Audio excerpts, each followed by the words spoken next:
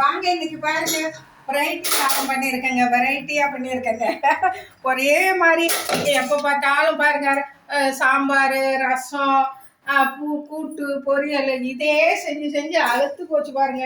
இங்கே பாருங்க, பொல பொல பொல பொல பொலன்னு. இதில் என்ன விசேஷம்னு கேட்டிங்கன்னா, இங்கே பாருங்க, மொச்சக்கொட்டை போட்டிருக்கேன். வெள்ளை மொச்சக்கொட்டை கொஞ்சம் அவிச்சு போட்டு அந்த மாதிரி சாதம் பண்ணியிருக்கேன் பாருங்க. பொல பொல பொலன்னு சாதம் எப்படி இருக்கு பாருங்க. சகோதரிகளை நீங்களும் ஒரு முறை பிள்ளைங்களுக்கு செஞ்சு கொடுங்க. இந்த மொச்சக்கொட்டை தான் இதுக்கு காம்பினேஷன் ரொம்ப நல்லா இருக்கும் இந்த சாதம். இதில் கொஞ்சோண்டு வச்சுக்கிறேன் சாப்பிட. இப்போது இது மதியானத்துக்கு சகோதரிகளை பசங்களுக்கு கொடுத்து அனுப்பிச்சாச்சு. பாருங்க,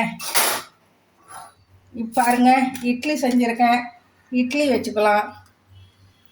இட்லி வச்சுக்கிட்டேன். நல்லா இருக்கு சகோதரிகளை. பொசன்னு இட்லி.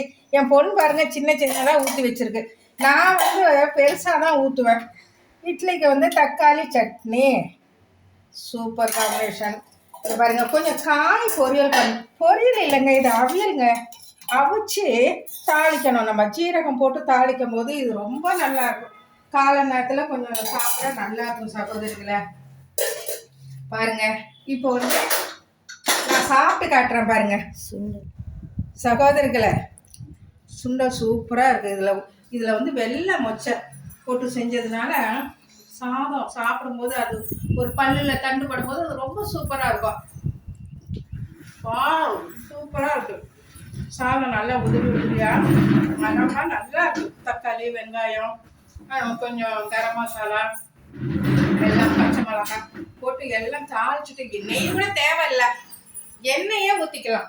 நம்ம எண்ணெய் தாளிக்கிறோமோ அந்த எண்ணெயை ஊற்றி நல்லா தாளித்து, நம்மலாம் எப்போதுமே அரிசிக்கு தகுந்த தண்ணி அது போல் தாளித்து கொட்டி தண்ணி ஊற்றி அரிசி போட்டு குக்கரில் 2 விசில் வச்சா போதும்.